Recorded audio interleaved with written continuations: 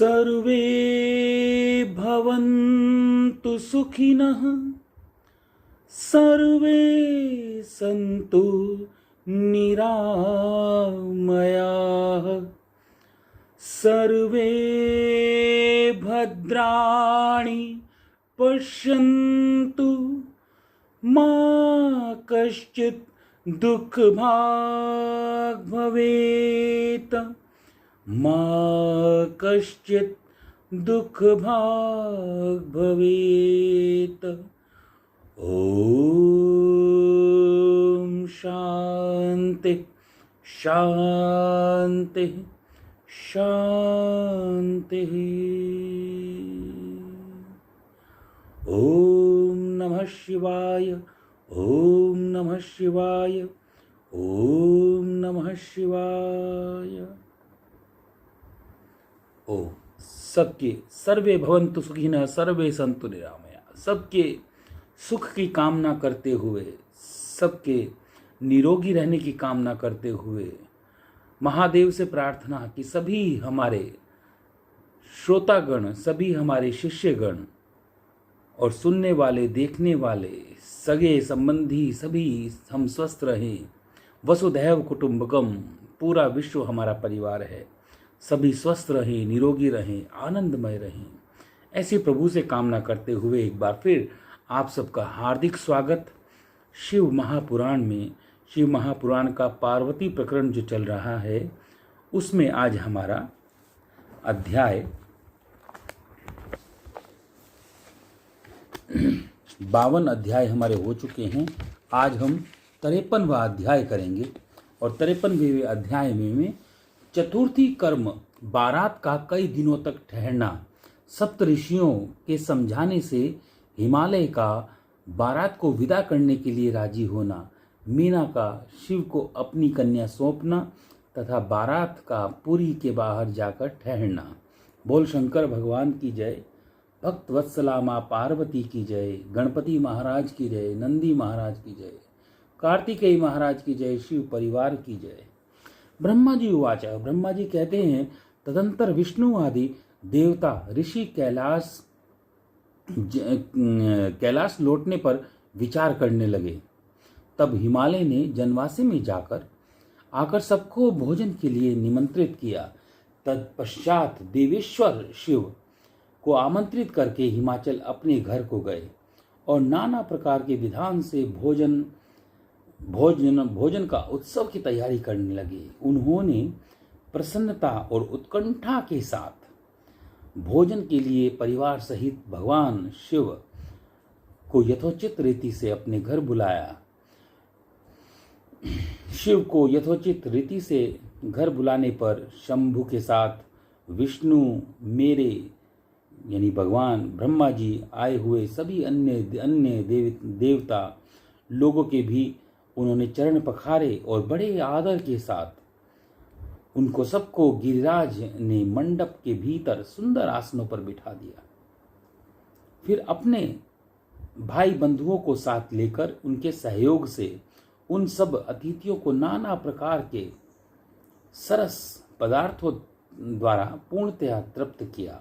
मेरे विष्णु के तथा शंभु के साथ सब लोगों ने अच्छी तरह भोजन किया। नारद विधिवत भोजन और आचमन करके तृप्त और प्रसन्न हुए। सब लोग हिमालय से आज्ञा ले अपने अपने डेरे पर गए। मुने इसी प्रकार तीसरे दिन भी गिरिराज ने विधिवत दान, मान और आदर आदि के द्वारा उन सब का सत्कार किया। चौथा दिन आने पर शुद्धता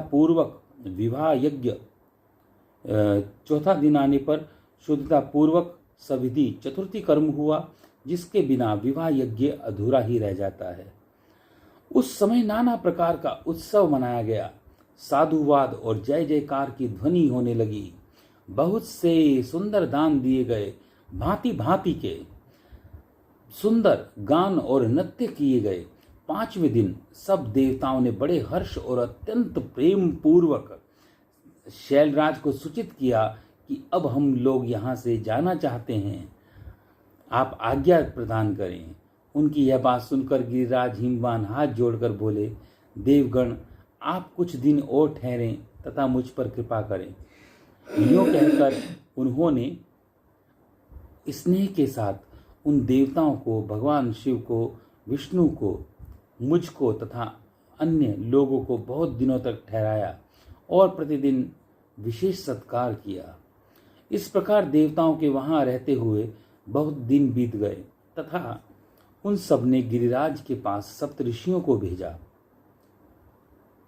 सप्तऋषियों ने कहा कि हिमवान और मेना से समय उचित बात कहकर उन्हें समझाया, परम शिव तत्व का वर्णन किया तथा प्रसन्नता पूर्वक उनके सौभाग्य की सराहना की। मुने उनके समझाने से गिरिराज ने बारात को विदा करना स्वीकार कर लिया। तत्पश्चात भगवान शंभु यात्रा के लिए उद्यत हो देवता आदि के साथ शैलराज के पास आए।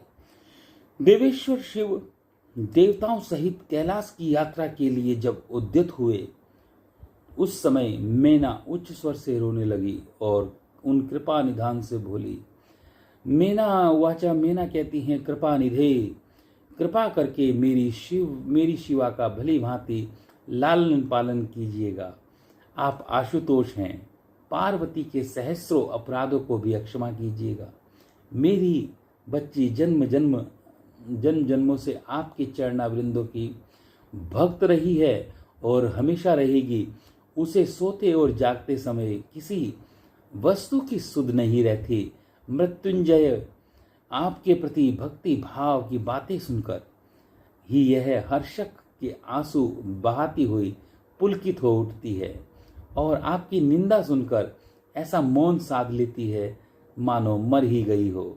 ब्रह्मा जी कहते हैं, नारद ऐसा कहकर मेनका ने अपनी बेटी शिव को सौंप दी और वह दोनों के सामने ही उच्च स्वर से रोती हुई वहीं मूर्छित हो गई।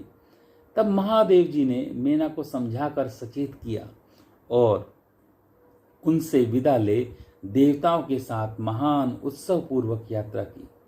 वे सब देवता अपने स्वामी शिव तथा सेवक गणों के साथ चुपचाप कैलाश पर्वत की ओर प्रस्थित हुए। वे मन ही मन शिव का चिंतन कर रहे थे। हिमालयपुरी के बाहरी बगीचे में आकर शिव सहित सब देवता हर्ष और उत्साह के साथ ठहर गए और शिवा के आगमन की प्रतीक्षा करने लगे। मुनीश्वर, इस प्रकार देवता आदि सभी लोग शिव की श्रेष्ठ यात्रा का वर्णन किया गया। अब शिवा की यात्रा का वर्णन सुनो, जो विरह, व्यथा और आनंद दोनों से संयुक्त है। इति श्री रेवा खंडे रुद्र संहिता नाम तृतीय प्रकरणों अध्याय 53 आज पूर्ण हुआ।